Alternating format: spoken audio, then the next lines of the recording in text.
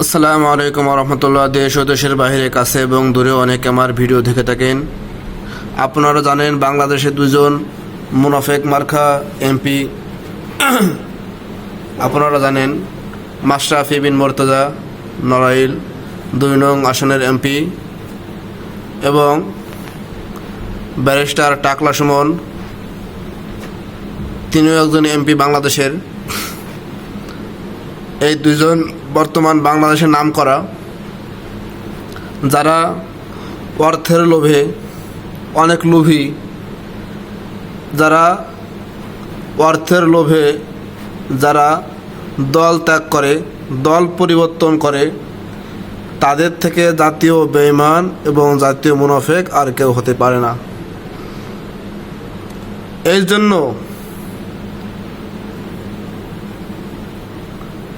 আমি তাদেরকে বলবো, আপনাদের ঠিক হয় নাই। যারা লোভী, টাকার লোভে যারা দল ত্যাগ করে, তারাই হলো জাতীয় বেঈমান। সে যতই ভালো কাজ করুক না কেন, আপনি যদি মুসলমান ধর্মে মুসলমানের দল করে আপনি যদি হঠাৎ টাকার লোভে খ্রিস্টানের দলে যোগদান করেন, করে আপনি যতই ভালো কাজ করেন না কেন, যারা বুঝমান মুসলমান তারা কখনো আপনাকে মেনে নেবে না। আপনি এতদিন কোথায় ছিলেন? আপনি ছাত্র জনতার ভয়ে বাংলাদেশ থেকে পলায়ন করেছেন। মাশরাফি বিন মুর্তজা সাহেব, ব্যারিস্টার টাকলা সুমন, এখন আপনারা বিদেশে যেয়ে কাকতি মিনতি করতেছেন, আমাদেরকে দেশে আসতে দেন। খবরদার না। আমি সরকার প্রধানকে বলবো, আপনি কখনো এই দুই ব্যক্তিকে বাংলাদেশে আসতে দেবেন না। এরা হলো জাতীয় বেঈমান।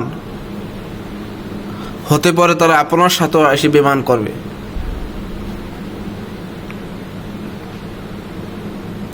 এই জন্য ভাই সাবধান। লোভ জিনিসটা অনেক খারাপ, অনেক খারাপ। রাস্তার উপর টাকা পড়ে আছে, আপনি ওই টাকাটায় হাত দিবেন না। আপনি যদি মনে করেন ওই টাকাটা আমি মসজিদে যেয়ে দিয়ে দেব, খবরদার ওই টাকায় হাত দিবেন না। আপনি এই নিয়ত করে আপনি দল ত্যাগ করলেন, আমি মায়ের খায়ের ভয়ে আমি দল ত্যাগ করলাম, অর্থের লোভে দল ত্যাগ করলাম, এটা কখনো ঠিক না ভাই। আপনি ইসলাম ধর্মে আছেন, আপনি মুসলমানদের দলে আছেন, আপনি একটা পদের লোভে আপনি অন্য দলে চলে গেলেন, কিন্তু আগের থেকে আপনার কোনো হুঁশ জ্ঞান ছিল না। বাংলার জনগণ বর্তমান অনেক সতর্ক হয়ে গেছে। আপনাদের কখনো বাংলার জনগণ মেনে নেবে না। এই 15ই আগস্ট উপলক্ষে আমি বাংলার জনগণদের বলতে চাই, বাংলাদেশে যারা মুনাফেক মার্কা এমপি আছে, যারা পদের লোভে দল পরিবর্তন করেছে, তাদেরকে আপনারা কখনো গ্রহণ করবেন না। তাদেরকে আপনারা কখনো গ্রহণ করবেন না।